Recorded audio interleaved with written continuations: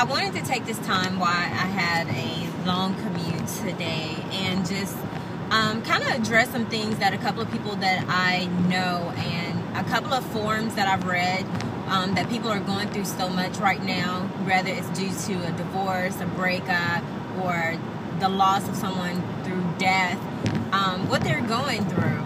And I think it's probably due to the holiday season. You know, you start to experience a lot of things, missing that person, sharing, special memories. And, holidays are very special to a lot of us. I mean, to most people, basically to everyone. So what I wanted to do was just kind of address some things that I feel is helpful in helping to get through some of the heartache or some of the loss that individuals have been feeling.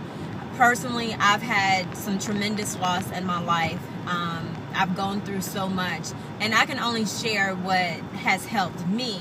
But I think when it comes to let me back up a little. One of the forums that I read this past week was a young lady who was in one of the neighboring states here that's close to me. Well, I could tell that she was probably going through a bad breakup, a long-time relationship that she's no longer in, and basically wanted to just kind of pack up and just move and just kind of just leave everything behind. That's easier said than done. And we've worked so hard to get what we are, whether we live in an apartment or a house or whatever the case may be, but you work so hard to get to that point in your life. You don't want a breakup or a divorce or losing someone that you really love. You don't want to just throw that all away. I mean, the people that loved us, that we loved, I mean, they help us to get to that point. So you don't want to just say, well, I don't want to be here anymore. I just want to just get rid of everything. I've gone through something in my life where I packed up and I moved. Now, I didn't sell my house. I didn't, do anything drastic because I wanted some breathing space. I just, kind of just wanted to get away for a little while and come back. That wasn't the best thing for me to do, but it did help. But what I learned from that was you can't run from your issues. You can't run from your problems. You can't run from what you've lost and whom you've lost. You just have to learn to recreate your space. You have to learn you all over again, self-identify. You have to basically reinvent who you are. Find who you are. Because if you're in a long-term relationship or a marriage, you go through a breakup, if you lose someone in death, they're no longer with you. You've lost part of who you are. That's a given. I mean, you can't just say, that person's no longer in my life, so I'm just not going to skip a beat and keep doing what I'm doing. You can't do that because you lived your life accordingly to your relationship or to whatever your partner who you had in your life. You live your life according to them being in your world.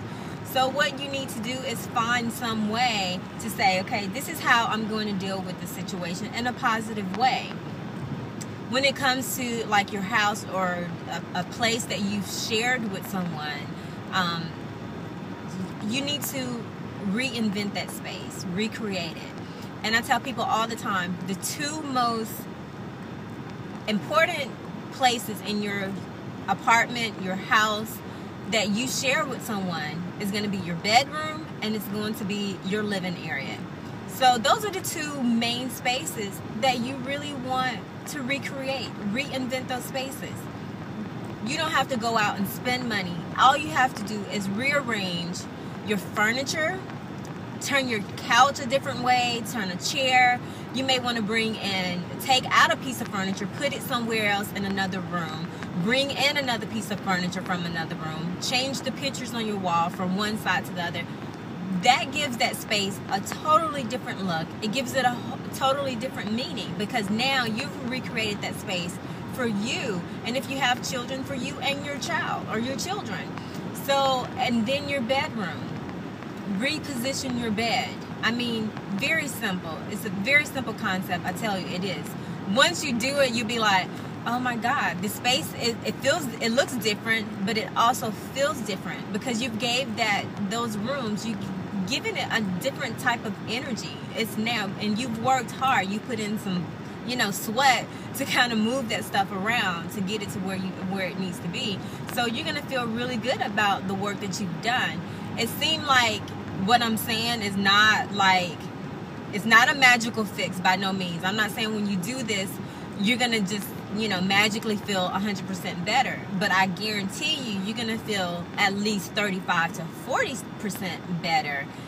And then from that point on, your healing process is going to be a little more smoother, because when you come into your house or your apartment or your bedroom, you're not looking at directly where X, Y, and Z was, or where they used to put X, Y, and Z. You've just recreated. You've taken out all of that negative energy, if it's negative, or taken out that past energy from what used to be to what now is.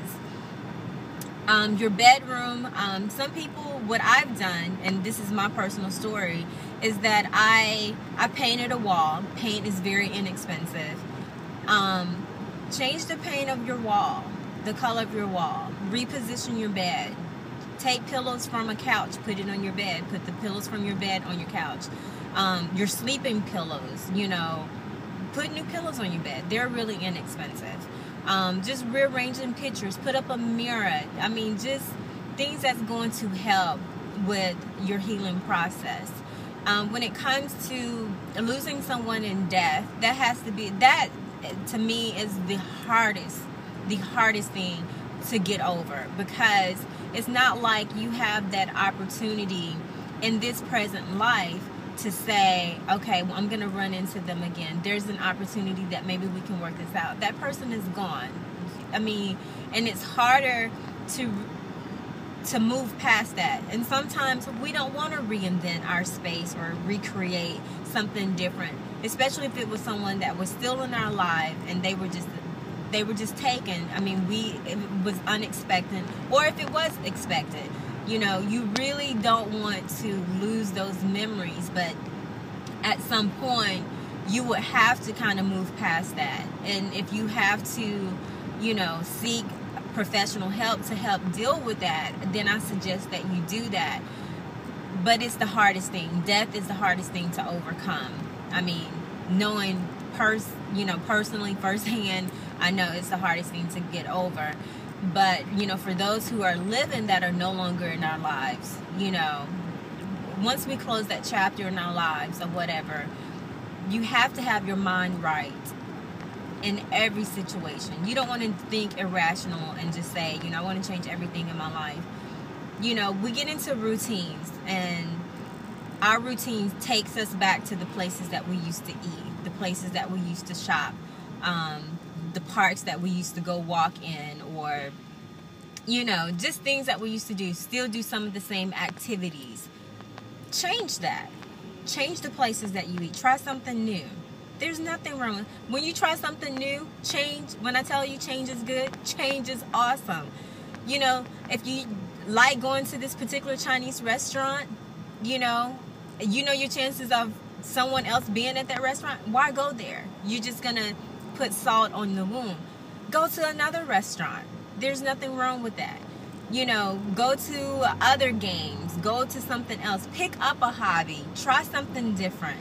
That helps you so much. And I think during this time of the holidays, we're thinking and we're putting ourselves in a rut and saying, oh my God, I used to remember, or we used to do this, or this was what our tradition was for this particular holiday. Start a new tradition. If you have children, just say, okay, we're going to do something different this year. For, our holiday, this is what we're going to do. Think of something that is not the norm for people to do, but just say, okay, instead of us opening gifts at 12 midnight, exchanging gifts with our significant other, whatever, just say, okay, well, I'm gonna stay up. You may want to do a movie, just something. You want to do something different to give yourself the comfort of knowing that you're okay. And it's okay to feel what you're going through. No one say, okay, you shouldn't feel hurt or you shouldn't feel sad or whatever, but you don't want to throw yourself a pity party and miss out on memories with your family and your friends during this time when you know people are coming home, you want to enjoy them, you know. Get out of that funk. You have to pull yourself up out of that funk. I mean, when I say you have to literally pull yourself up, reinvent your space, reinvent, recreate, find you all over again. You have to do that. It's not the easiest thing in the world, but it's the best thing in the world. Because if you can't do that, then you can't expect anybody else to come along in your life and appreciate who you are. No one wants to be around a sourpuss. No one wants to be around someone who is negative and who, you know, is just down in the dumps. I know I don't want that. Especially like when I know that I'm feeling, you know, not the best in the world. I want to surround myself with the most positive people, the most positive energy. I want to listen to the most upbeat songs. You know, I don't want to listen to anything sad. You know, if I get in my car and I'm having a bad day, or if I'm having, you know, just a